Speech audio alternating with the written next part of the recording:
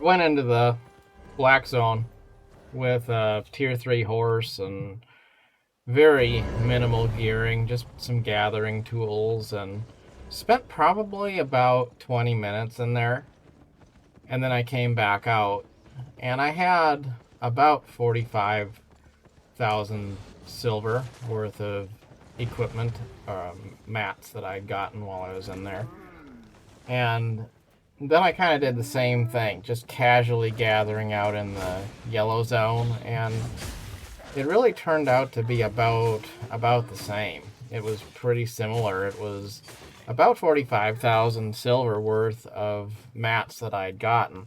And truth is, if you go into a low tier black zone and you get some tier 6 resources and you come out and you're going in without any significant armament and you're not really geared up because you're not going to go in with anything you aren't comfortable losing. It seems like when you factor in the added need for caution in a full loot zone and the added potential risk that you may wind up losing everything you have, it all works out to kind of a similar outcome in terms of how much actual market value you gain from the things that you collect. Um, Truth is, it seems like it also is not really all that advantageous to go to cities that are far away and collect the city-specific crafting bonus either, because what I have found is that the amount of time it takes to ride over there.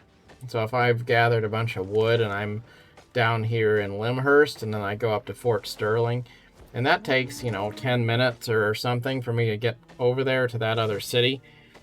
That's time I could probably be just gathering something nearby and selling it outright. So if I could gather 50,000 silver worth of mats locally, and then I'm spending that time transporting it to another city so I can get a crafting bonus, am I really getting that much value out of it? And I guess it depends on, what mount you're using and some things like that. How much material are you bringing with you? So like, I don't have a mammoth, but if I did, then maybe that would be a little bit of a game changer too, because what I could carry with a mammoth would be different than what I can carry with an ox. But definitely there's something to be said for simple methods paying off in some cases better than the more complicated ones, because let's say you do go into the black zone and then you lose your gear a few times here and there, and you lose the materials that you gathered while you were in there for that particular run. Then is it really worth it? Because you have to reduce your official profits by the amount of loss you've incurred along the way. So I don't know. I think if you know what you're doing and you're passionate about it and you go into higher tier zones, then definitely there's a lot of value in some of those higher tier mats. But if you want to just kind of slip in with some low value gear and just get in and get out, you might not have a better time in a full loot zone. But the other side of it, though, is I would definitely say it's worth pointing out that you can go in there. It's not like the black zone is this terrible place where you can't possibly go in there, collect some resources, have some fun, and get out alive. It's absolutely possible. So don't be afraid of the black zone. Just make sure that you're only going in with gear that you're comfortable losing. And for me, I think a best practice is if you're going to the market and you're buying a piece of gear because it's cool and you want it and it's kind of expensive, then that's not the gear you take with you into the black zone. The stuff I'll take to the black zone with me is gear that I've personally crafted or made, or something that maybe I found from some random mob drop or whatever. Just all that junk that doesn't really make a difference to me, and the stuff that I've made myself. That's what I will take with me into the black zone. All the stuff that I go to the market and I buy for, for my safe area build, that stuff I don't take in. So if I can't make it and I can't find it, then I'm not going to take it with me to the black zone.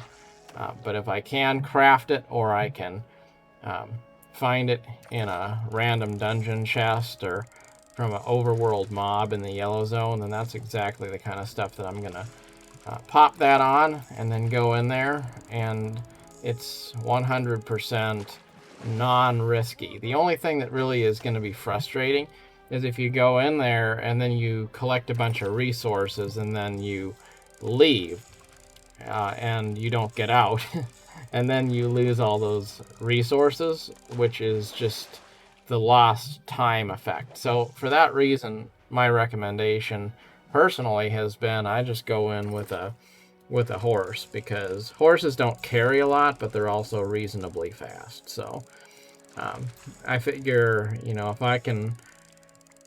I can fill up a tier 3 horse to capacity, then that's time for me to get out. And it doesn't carry a lot, but it carries enough, and it's it's not going to be a huge amount of resources to where if I've been out gathering for a while, I'm going to be upset if I lose them. And, it's one thing if you're out there for 15 minutes and then you come back and you lose what you'd gathered, then that's just a bummer.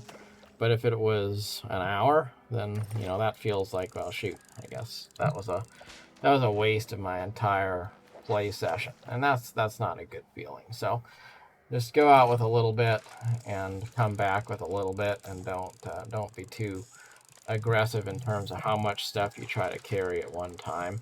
That seems like a good practice to me. But the truth is, I really enjoy the chill atmosphere of just kind of hanging around and not worrying about looking over my shoulder and watching to see who's coming.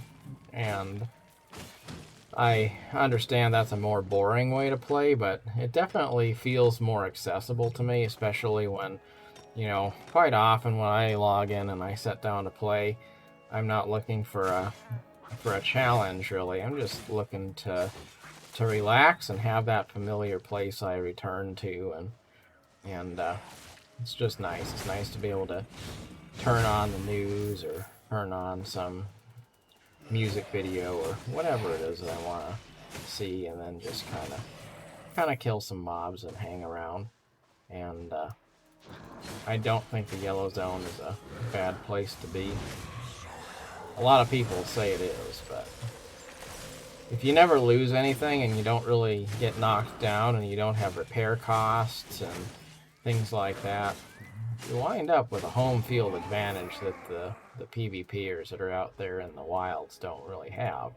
So a lot of these guys bring home a lot, but they also have a high cost of living, if you will. It's kind of like real life, You have people that go out and they have this high-powered career and they make a lot of money, but then their bills are really high too. So are they really making a lot of money, or is it just, it's all optics? Like, it feels good to them, but the truth is they don't. They're putting less money in their bank account than the guy that makes half as much but saves most of it. So there's just different play styles in Albion, and you figure out what works out best for you. But you're actually going to be just fine if you stay close to home and just craft with the mats you can easily acquire and use the crafting bonus of your home city. It's nice that you can actually benefit from that crafting premium bonus that is unique to each city if your island is based in that city. So for example, if I'm in Limhurst and my island is in Limhurst, then if I craft fiber on my island, I will get the same resource bonus that I would get in town. So you don't have to use the crafting benches in the city to get the crafting bonus of the town.